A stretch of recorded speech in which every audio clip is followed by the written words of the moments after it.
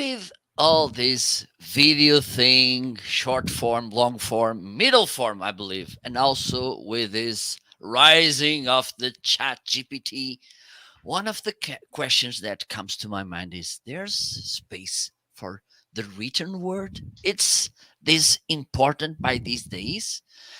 And I think, like we like to say here in Portugal, is like we put together the hunger and the will to eat. Because not so long ago, Ann Handley released a new version. Can I say a new version of her book? Uh, Everybody Writes. And this is something that I really want to know if it's actually true. So I'm going to bring Han because I left Han in the basement with a glass of water and cookies. Hope the Eisenberg brothers left some cookies there. So welcome, Han. There It's were no cookies. Where are the okay. cookies? Blame Brian. Okay, I think Melanie was there after them, so maybe Melanie Diesel. Nothing. No cookies at all. No cookies. I got water. They left water. No Okay, cookies. not that bad. Not okay. Not okay. First of all, it's a pleasure and to have you. You are kind of those professionals that we see somewhere in that space, kind of a little bit unreachable because Hmm. I'm in Portugal, I'm in a little country and with fewer people. Look, the first time I had Jeffrey Eisenberg in one of my shows, we were making this warm up conversation before going live, and Hmm. he told me, well, I asked, where are you in Texas? Houston. And he said, no, I'm in Austin. And okay, it's around one and something million people. It's a small town. And I said, not even Lisbon, which is our biggest Hmm. city, has that amount of people. so, so you can understand the pleasure and the honor to have you here. Thank you Hmm. so much, and congratulations about this new book, which I believe it's really useful. Hmm. Okay, and we have lots of people here. Suhan, welcome. Ryan, a good friend and a co-host as well. Arnaldo from Brazil. We have the tropical weather from Brazil. Thank you Yeah, so that's much. awesome. I've never been to Portugal. I have been to Brazil a few times, so Okay, you should maybe cross the maybe ocean. soon. Yeah, I would love to. Yeah, we'll figure out Yes, we'll strategize. We'll figure out a way to get me there. absolutely. So, Anne, if you Yes. don't mind, even though everybody knows you, if you can share some lines, introduction lines, and then we can go deep into the conversation. Yeah, so hey, I'm delighted to join you today. I am streaming in from Boston where it is a balmy, I don't know, maybe 30 degrees out, what, like 0 degrees Celsius, something like that. So yes, I'm delighted to be visiting Portugal, at least virtually Literally. today. Virtually today. I am the chief content officer of Marketing Profs. I was the co-founder of a company called clickz.com, which was one of the first sources of internet internet marketing information way back in 1997, which is insane, 26 years ago. um, so yeah, co-founded that, joined Marketing Pros. I'm the chief content officer there. I've written two books on marketing. One is called Content Rules. The second is called Everybody Writes. And I just released my, I will call it a third book, even though it is a updated version of Everybody Writes. I completely rewrote it. So I am claiming it, Marco, as a new edition, so a new book. So yes, just released a new version of Everybody Writes, which is Perfect. all about creating content, storytelling, writing, brand voice, all of those things that I think are so critical to success as a marketer in 2023. Yes, absolutely. And by the way, for those of you who are watching not on Amazon, in the video description, you have a link. Then you can join the conversation on Amazon. And there you can find, besides the book, you can see the audiobook, you can see the first version of this book, and you can see as well content rules. Okay, Mm, join the yeah. conversation on Amazon, and then you can take a look at all Ann's book. Right. And let me start with the tricky question. Yee, tricky question. Let's do it. Because oh, we have Jim here as well. Welcome, Jim. So the tricky question is, everybody is talking about chat gpt, or Yes. almost everybody. So Yes. let me put this like a song from the 80s or 70s. Chat gpt killed the writing stars.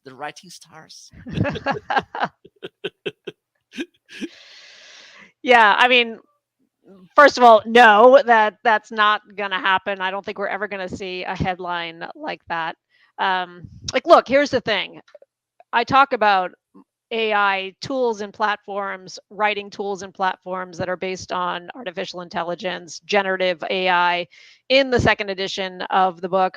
I don't see it as a threat to writers as much as a way for us to do two things. Number one, I think that the tools that are newly introduced, like chat gpt has been out like what, 10 weeks or so, so it's pretty brand new really when you think about it.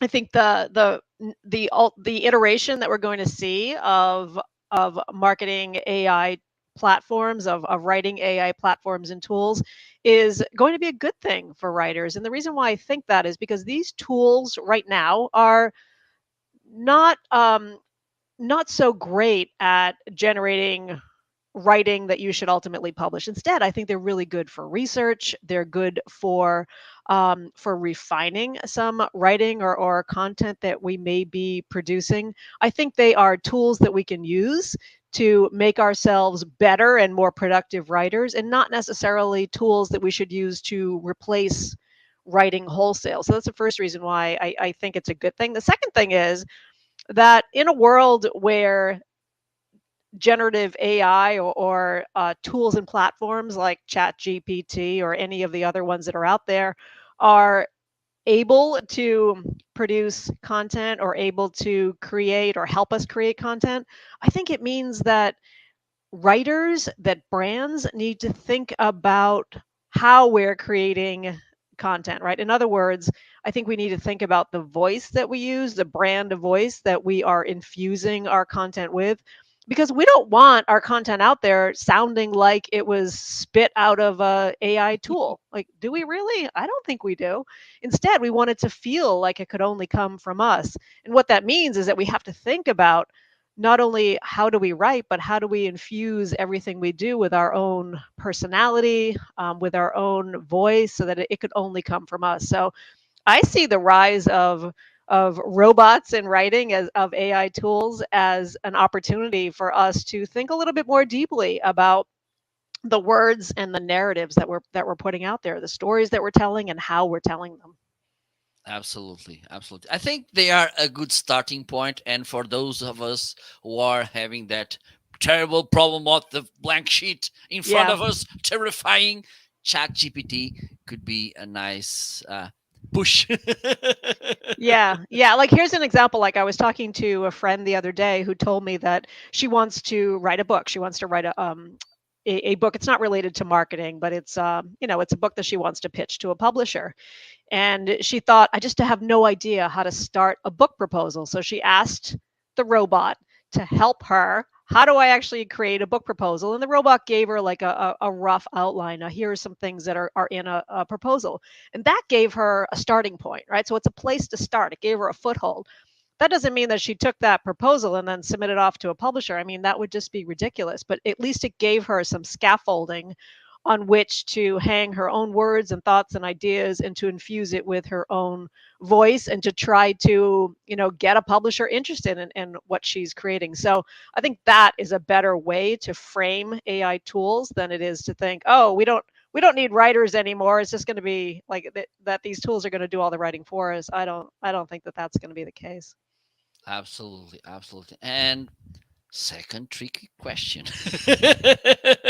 Because we see all this rise as well of video, and I I make my disclosure. I Hmm. really love video, but even though I love video, I'm mainly a video person. Hmm. I'm not those kind of people that believe that because video it's my thing, we need to kill everything else in the surroundings like Terminator. Tac, tac, tac, tac, tac, tac, tac.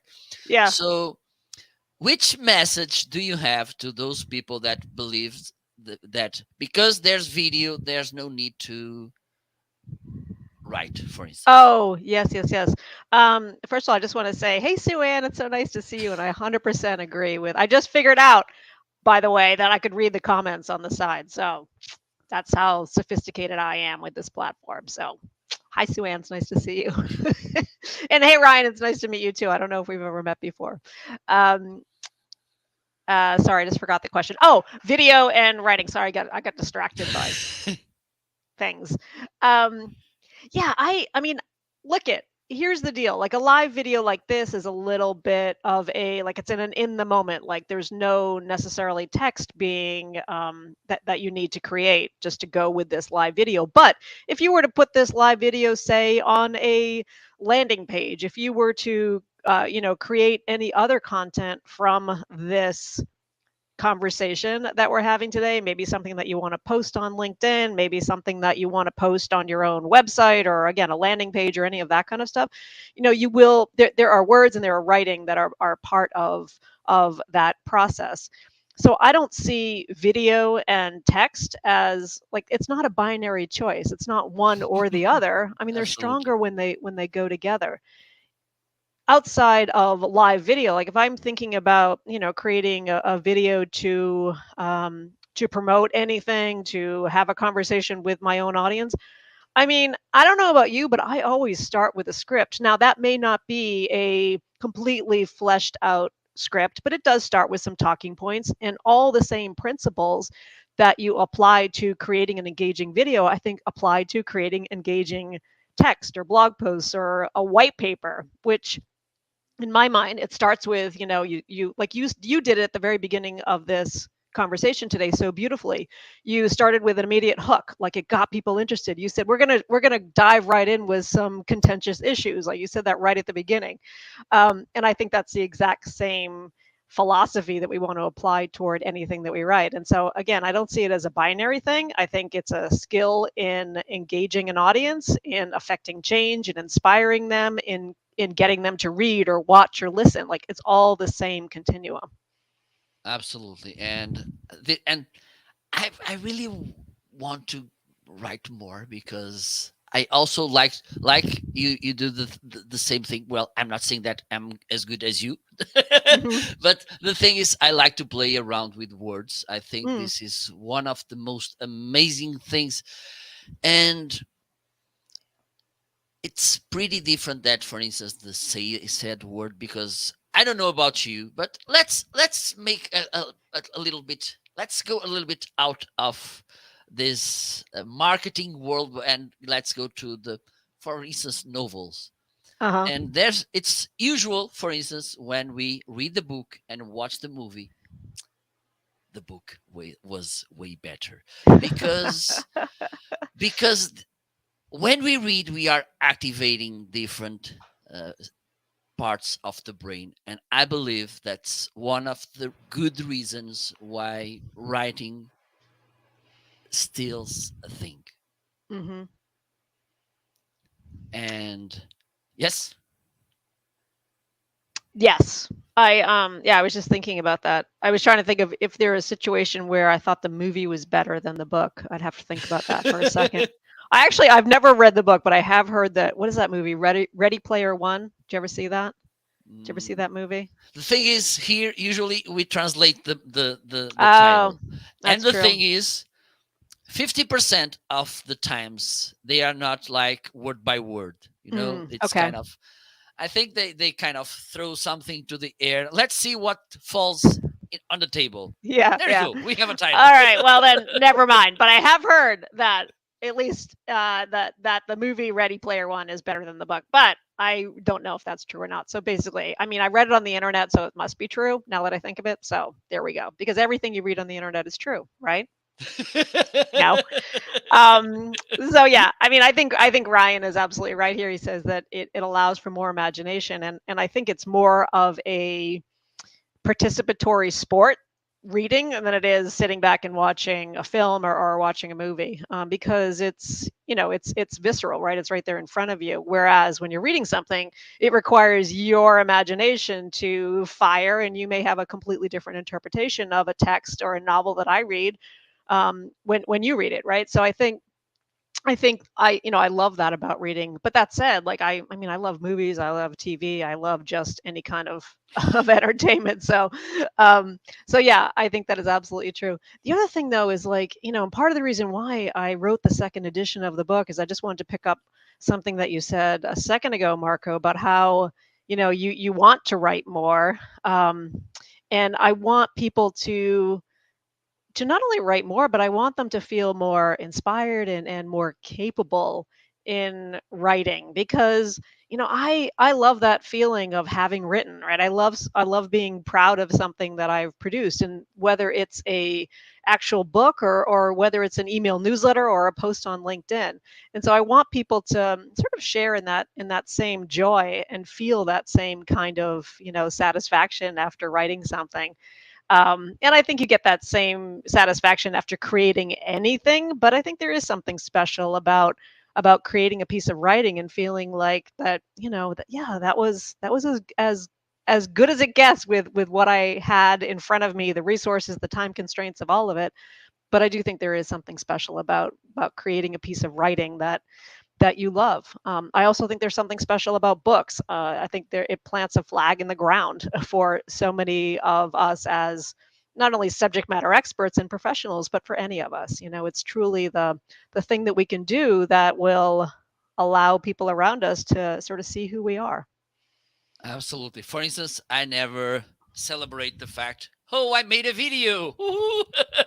Hmm. But I believe that the day that finally get my book, I will celebrate that Oh because yeah, it's yeah, it is true. I talk about it in the second edition of the book, but it is truly like birthing a Volkswagen. It's a big effort, but once it's out, it's like there is just such a sense of like, yes, I did that. So I love that, absolutely. Ryan. Yes, everything on the internet is 100% true. Haven't Don't you And find that? Yes. yeah, absolutely. So let me grab this line from Arnaldo: reading awakens your imagination and creativity, and Yeah. let me get one of the first chapters. I think it's the first Ooh, of your okay. book, because another misconception about, and I think this is kind of a broader misconception, talent against the other thing, and the other thing is Practice. working practice. Yeah. Absolutely. Sorry, I wasn't prepared for it to jump in there, but I'm glad that I woke up at the last minute. Yes. Yes, exactly. I mean, I think we over-index on talent, and we think that to be a good writer or a good creator, or almost anything in life, that we need to have a a repository of talent that is greater than anybody else's.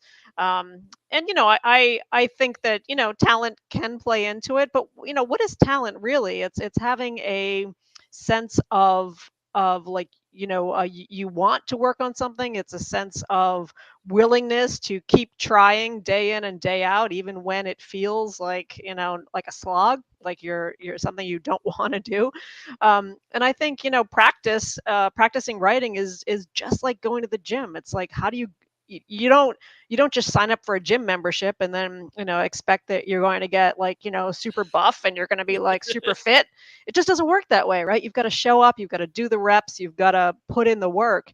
And I think the same is true for writing, and it's only through that we are going to hone our writing muscles and get better. Like, here's the thing: when I look at the first edition of this book, so this is the first edition of this book, came out in 2014, so 8 years ago, 9 years ago almost. This is a second edition of the book, and it's thicker. number one. So because I guess I have more to say about writing, which is 100% true. Um, but more than that, like when you read the second edition of the book as compared to the first edition, it sounds different. Like I sound like a more confident writer. I just I was sound about to say different, that. and why is that? It's because over the past few years I have consistently practiced writing. So you do get better, you do get buffer when you go to the gym and you put in the reps, and the same is true for writing. Absolutely, absolutely. And I think there's kind of this kind of problem by these days because it's pretty easy for a creator to show up and show what he's doing, his thoughts, whatever, because it's easy. You have YouTube, Facebook, Twitter, you name it, blog platforms, whatever. And the thing is, those the most famous and the better doing this, they put the standard high, and people believe thinks, oh, they are so super, because when they are famous is when they are kind of at the top of the practice, if you know what I mean. Hmm. And as viewers, as readers, as listeners, we kind of lost track of the whole process of getting there. Hmm.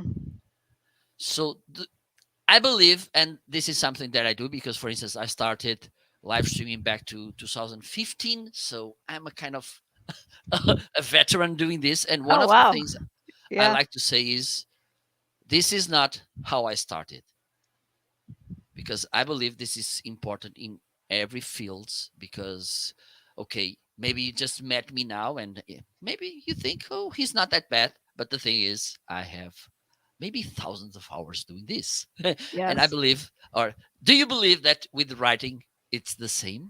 Yes, yes, yes, yes, 100%. And the thing that's great about writing, and I think that the same is true of any creative pursuit, is that you are never done. Like you're never finished, right? You're never 100% accomplished, and you can just be like, "Oh, I'm here on the top of the mountain, and here we are."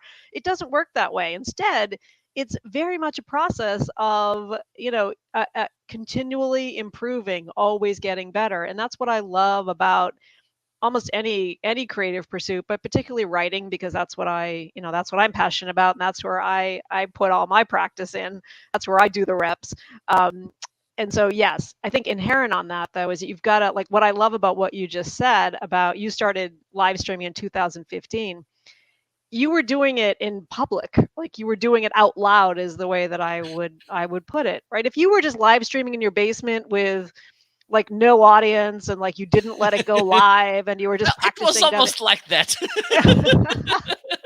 Well, let's say that there was no audience by design, not because of the fact that you had no audience showing up. But Yes. like if you were not doing it out loud, I think that it's a different experience, right? Because I think you need to put yourself into a vulnerable position of putting yourself out there, and that can be so uncomfortable for so many people. um, and that's literally one of the things that I did between 2014 and here in 2023. Between the first edition of the book and the second edition of the book, I let myself be a little bit more vulnerable, in the sense that I started creating on a consistent basis, building an audience, communicating with them. And I just cannot say, like, how, like, there's just no other way that I would have been able to improve my writing had I not been doing it publicly, like in front of an audience. I think that grows your confidence. When you push through that vulnerability, I think it helps you become a stronger creative. And there's so many benefits, I think, to doing it publicly. And so, I'm a big fan of journaling, keeping a diary, and all that stuff. Like that's great, but I think there is something about putting yourself in the vulnerable position of being a public creator that will automatically make you better, because the audience will tell you, and that will increase your own confidence, and then you're able to, becomes an ecosystem so that you're able to create at a higher level, push yourself further. Absolutely. And you mentioned that that you felt that you were more confident, and I realized because I believe that your tone, it's a little more, how can I say, a little bit more riskier in a good way, if you know what I mean. Yeah. Because when we think, and this is the old paradigm. Let me tell you about some an episode that happened with me. So when I Mm-hmm. was making my grade, I had this discipline which was business communication, and we had to write a kind of a letter, kind Mm-hmm. of introducing our product. And I said, and if we started with this question, and the other people in the group, they stared at me like, this guy is crazy. And one just said to me, nobody starts a letter with a question. And I said, really? And then I kind of get killed by those words, and my my my thing didn't succeed. And Hmm. the thing is, I think we still, and mainly here, because here in Portugal we are a little bit formal, if you know, this gray corporative tone, these kind of Mm-hmm. things. But I believe that things are changing. Your thoughts about this, about kind of, let me bring a different kind of communication, not that gray kind of without salt, that Mm. okay, it's kind of, and okay, I'm gonna get to this question later. What do you think about this risk that you took? I believe that you love taking risks, and Mm-hmm. bringing your having the guts to, okay, let me do this like Han would love to do, or Mm. like I myself, let me do Mm. this live show as Marco wants to do it. Yeah. Yeah. Yeah. Yeah, I mean, I think though I think the giving yourself permission to take risks is a process, though. It's iterative, right? In other words, you don't, like, you wouldn't have started when you started live streaming in 2015. You didn't come right out of the gate and take a risk, because I think your audience would have been like, what's he doing? He seems a little unhinged. Like, what is going on here? And so I think that it's only because you've led your audience along that they trust you, they get to know you, and then it allows you the confidence to take a risk, and the way it's received it'll land differently, I think, because your audience has gotten to know you a little bit. And so I think it's both, right? It's not just about taking a risk immediately. Instead, I think it's about creating, in a way that will allow you to be a little vulnerable again with your when you're starting something new, and that it's only through that you ultimately can take a few risks here and there. Like, when I think about myself as a writer, 20 years ago, or even when I was when I co-founded ClickZ, like, when I go back and read some of the columns that I wrote for ClickZ around like the year 2000, say, right? So 23 years ago, that's like a lifetime and a half practically. But when I go back and read those now, the tone of them is very different. I'm very buttoned up. I'm not at all like a risk taker in the way that I was creating. And it's because I didn't have the confidence to do that, because I didn't have that relationship with myself as a creator or with the audience to be able to push them in ways and push myself in ways that may be a little bit risky. And so I think it is part of the process, but you've got to sort of start creating publicly, out loud, as I would call it, and then I think you can get into that kind of territory where things feel riskier. Absolutely, and I believe, and sometimes ago I was talking with someone about this live streaming thing, and they told me, oh, one of the good things about live streaming is that people will forgive if you do any mistakes. And I said, no, no, the thing is, I forgive myself for that Yeah, mistakes, yeah. because that's the thing. And I believe that's the same when we talk about written, right? Hmm. It's the same of writing too. I think it's true of any creative process.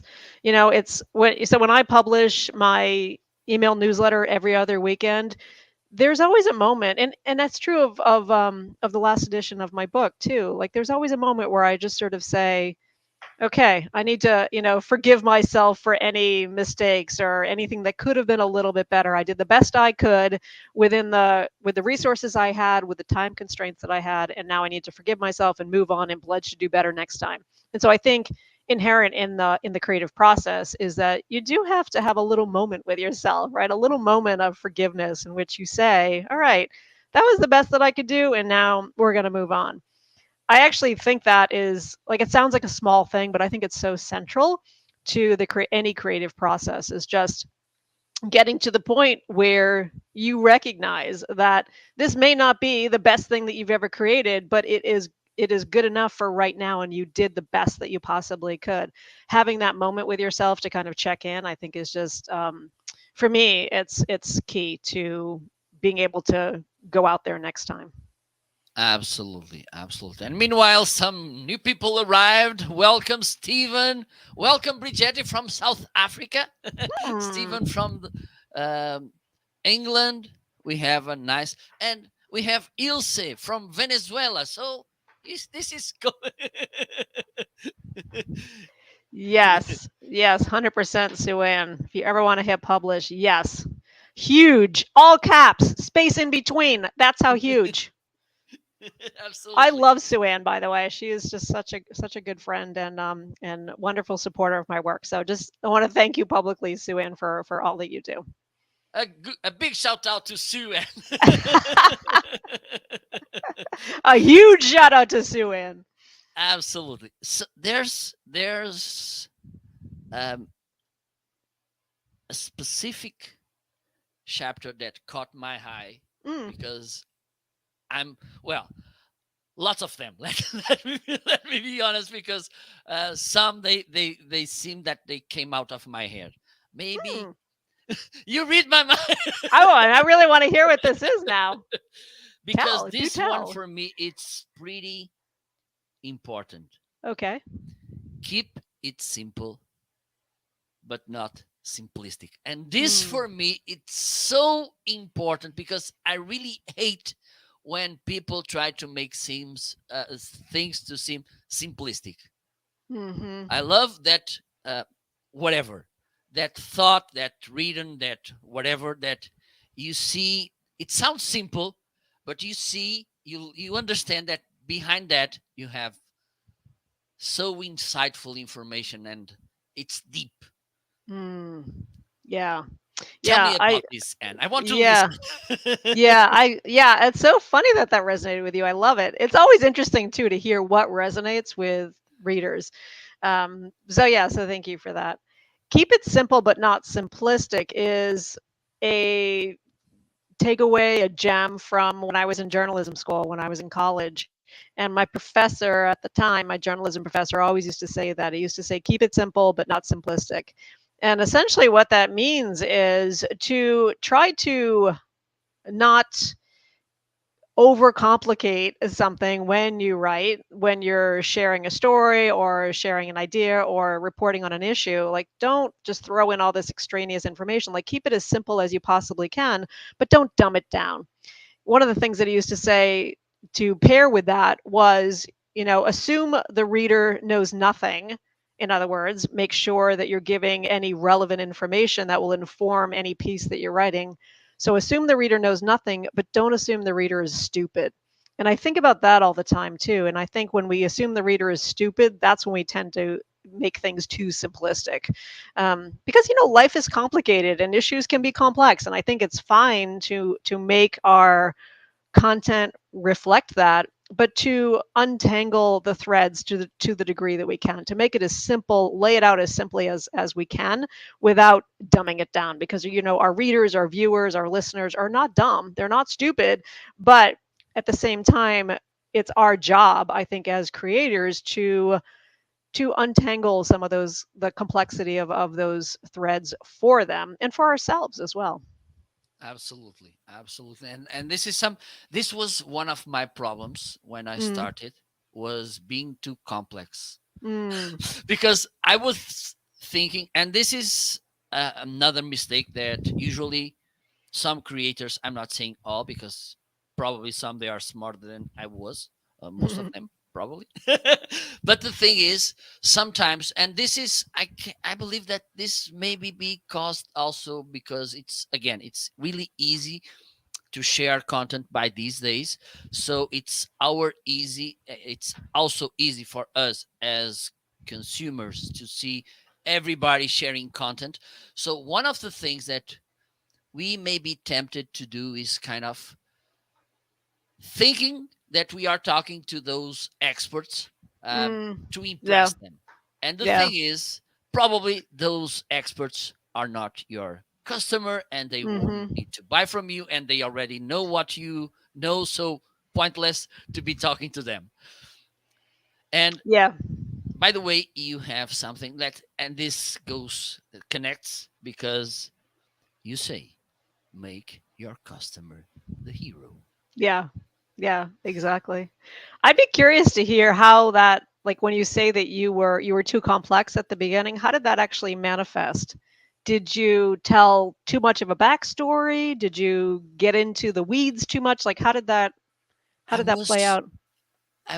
for instance, I was using lots of jargon, Mm, and being kind of thinking you already know this, so let me go to the next level. mm, Okay, so and then I started look at for because this was mainly in real life workshops, speaking situations.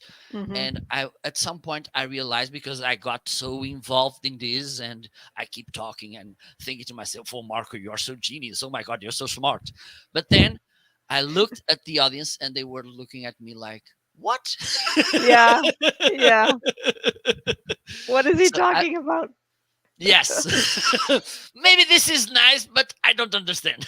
Yeah, yeah, I know. I think there is that, there's a couple things that are at play there. Like number one, you feel like you need to use big words and jargon so that Yeah, your audience look will smart. respect you. Yeah, like that is the language of business, so therefore I will adopt the language of business and I will sound like a robot just like everybody else. Like that's how we're going to communicate. It's like that happens. The second thing is that you know forgetting maybe that maybe your audience doesn't have the same depth of knowledge that you do. Like again, remember that the audience, or think about the audience as knowing nothing, but don't assume they're stupid. So there's a kind of curse of knowledge, I think, that starts to take root in our content if we're not careful. Is like don't assume that the reader has the same breadth or depth of knowledge that you do, and so make sure that you're like just stepping back. The thing that really helps me with that, by the way, because I'm guilty of that, especially on a first draft, as much as anybody. So, and it's especially true in the writing of the second edition, because I've thought a lot about writing, and I've thought a lot about story and about brand voice and about writing voices, and how do I communicate that to an audience who maybe hasn't thought about it as deeply as I have. And so the only way that I'm really able to get out of my own head and leave that curse of knowledge behind is to separate the process from, like, do the first draft, for example, like do your first written anything, but then put some space in between it, put some time in between it, and when I go back to it with fresh eyes, think about put myself in the mindset of the reader at that point and think like, is this making sense to them? Am I making some leaps of logic that maybe I need to fill in a little bit? Putting some space between the first draft and the second draft, and as I call it in the book, swap places with your reader. So literally think about things from their point of view. That just helps me enormously to think about the world from their point of view versus my own depth of knowledge. So that's just an easy way, I think, or not an easy way, I should say. It's a practice that I have in almost everything that I write. Makes sense, absolutely, because when we change the shoes, we Mm, can see things in a different perspective. And mm-hmm, talking about this, and this will be, we are finishing. And so, mm-hmm. for those of you watching, please go to Amazon, just type marketing.live. You will see Anna handbooks over be here below, so you can take a look at them and don't forget to buy them. So the thing is, you mentioned something that for me it makes me curious, Mm, because you said voice doesn't change, but the tone does. mm-hmm. Yes, your voice is your voice, and I think when you think about evolving your writing voice, and this is true whether you're an individual or whether you're a brand, whether you're creating content on behalf of a brand or whether you're writing just, on behalf of yourself. um, your writing voice is your writing voice. You can get it'll get stronger over time, but I don't think that changes as much as your tone does. And what I mean by tone is, think about the mindset of the person you're speaking to, like the one person you're speaking to. Think about what's in their head. So for example, the tone on your product page or your customer service page is going to be very different, because what if a customer comes to your customer service page and they're just very angry because something happened that really ticked them off? You don't want to adopt any kind of tone that's going to be anything but understanding there. Or think about conversations like in your world, like the tone that you have when you're speaking to your mom or dad may be different than the tone that you have when you're speaking to your child or speaking to a neighbor you bump into at the grocery store. It's always you. You're always communicating in the same way, but your tone will change. The words that you use, maybe the inflection that you're using, the warmth and the personality that you're putting out there may shift a little bit. And so that's really what I mean by that. Your tone will change, your brand voice or your voice doesn't, but I think the tone changes depending on the audience and the message. Pretty well, pretty well. Because okay, we need to finish this, Yeah. because this takes me to another thing, which is kind of a buzzword, and everybody's talking about this, is authenticity. And let me share again my example, because when I do my live shows, of course, I put everything I have, because there's no other way. I won't be Mm-hmm. here talking like this. How are you so Mm-hmm. today? Because this requires energy.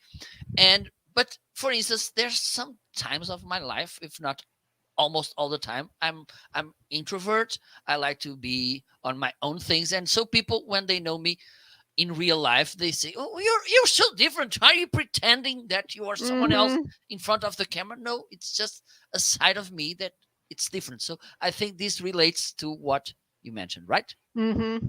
Yes, definitely. Perfect. So I'm feeling better now.